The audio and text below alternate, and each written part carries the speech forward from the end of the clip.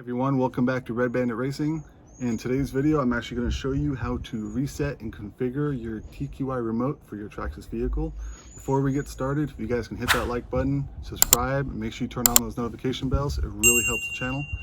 I've been trying to do this video for a while, but as you can see behind me, we don't have the best weather, and this is my fifth try right now trying to do this because it's been on and off raining. So we're going to try and get through it. This is something I think a lot of people forget to do. Resetting your steering endpoints is a great thing to do if you do a lot of bashing, or maybe you replace your servo, or even if there was a firmware update for your ESC or your remote. All updates can have problems, and it's always good to once in a while go ahead and do a recalibration. I'm going to show you guys how to do both of them. They are very easy, and I would do them, you know, maybe once or twice a year, just depending on how you drive it. You will notice a massive difference. When we were doing our high-speed run videos, we kept getting stuck at, I think it was 55 or 60 miles an hour, and we kept getting stuck at the same point, and we weren't doing anything different. So what we did was we actually went ahead and recalibrated the throttle. We went from 60 to 70 miles an hour when we finally hit that run. So that's a good thing to do. And the steering endpoints, if your vehicle's not turning right, or maybe it's not turning full left or full right, so resetting the endpoints is a good thing to do. We do beat on these cars kind of hard, so we do this once in a while, especially if your TQI remote does have firmware updates. I would go ahead and reset those endpoints and the throttle, just because well, even like any computer, you can have issues with any kind of update. Actually, before I started this video and turned everything on, it's been a while since I've used the Link app, and it did have a firmware update. So I went ahead and did that. So that's out of the way. It only takes about 5-10 minutes. So let's go ahead and jump into it, and I'll show you guys the steps. Okay guys, the first thing I'm gonna do is I'm gonna go ahead and zero out the steering trim and the multifunction knob. Once those are both at zero, what we're gonna do next is we're gonna hold the menu and the set button at the same time while powering on the remote. Once you do that, you release. The LED, as you can see, blinks red slowly. Next thing we're going to do is we're going to hold menu and set button until the green LED is blinking. Just like that. Now it's blinking. What we're going to do next is turn the steering wheel as it's facing you, full left, and hit set, then release. Now it's going to blink green fast. Now we're going to steer full right and hit the set button. Now it's going to blink red slowly. Next thing we're going to do is we're going to go full throttle, hit the set button, and release. Now the LED is going to blink red fast. Now we're going to go full reverse, hit the set button and release, and we'll go back to solid green. And there you go. Now your endpoints are recalibrated and reset, and you're ready to go. It is very useful to use the Link app if you have it.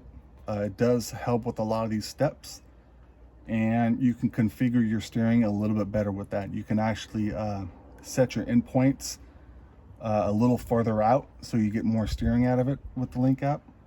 It's a lot easier than having to go through the menu, because I'm not going to go through the menu with you guys. It's a long list of different functions that this thing has.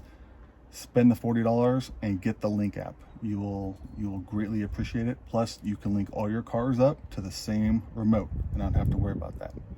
All right, so next thing we're going to do is we're going to recalibrate the throttle. All right, guys, to calibrate the throttle, what we're going to do is we're going to turn on our remote, and once our remote is on, we're going to hold the power button, the easy set button. We're going to hold it until that light flashes red, then we're going to release. Then it's in calibration mode. Then what we're going to do is we're going to go full throttle. The LED will blink once. You're going to let go and go full reverse, and then it's going to blink twice. Then let go, and it's going to go back to solid green. It does take a couple tries to do it, but I'm going to run through it with you real quick just so you guys can see. And I do have the car elevated. It's just for safety reasons. You don't know what's going to happen. You don't want to fly off your table. It is a little bit better to unhook your motor, so that way you can still calibrate the ESC, but the motor won't have any power.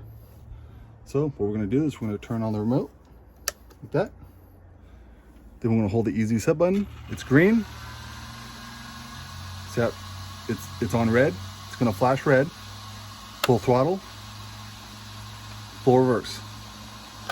And that's it. That's really all it is. The steering actually feels a lot faster after doing the endpoints. So that's really as easy as it is, guys. Again, first thing you're gonna do is you're gonna turn on your remote. Once the remote's on, you're gonna hold the power button until that light is red, then you're gonna release. Once you release, you're gonna wait until this light, the LED light, blinks red. Once it blinks red, you're gonna go full throttle. Then it's gonna blink twice, full reverse. There's no neutral involved with this. It's full throttle and full reverse. And that's really as easy as it is. If you guys are ever having a problem with your throttle or you feel like you're not getting enough out of it, just do a quick calibration. Literally takes seconds. All right, well, I hope you guys found that video useful. If you guys have any questions, please leave a comment. These procedures are really easy to do. And like I said, it only takes seconds to do it, especially if you're doing a lot of high-speed runs or a lot of bashing. It's a good idea to just reset those endpoints. I definitely spent the money and just got the link app for both our remotes. That way all of our cars can be binded to a remote. And that way we don't have to worry about it. Not to mention the Traxxas ESCs and the TQI remotes, they do get firmware updates. Now, I have heard in some situations where the firmware update did cause some problems with the throttle and some of the steering. Maybe the app didn't work right. I have not experienced any of that. So just make sure the app itself is updated and then go ahead and do your updates. We don't use the Link app on a day-to-day basis, but when we have to make any kind of adjustments, we go ahead and use it, turn it on, make sure everything's updated, reset some endpoints. If you guys are loaning your cars out to people, the Link app is very useful. You can actually set the throttle to 50% or less. That way they don't have full access to your car, and you can limit to what they can do.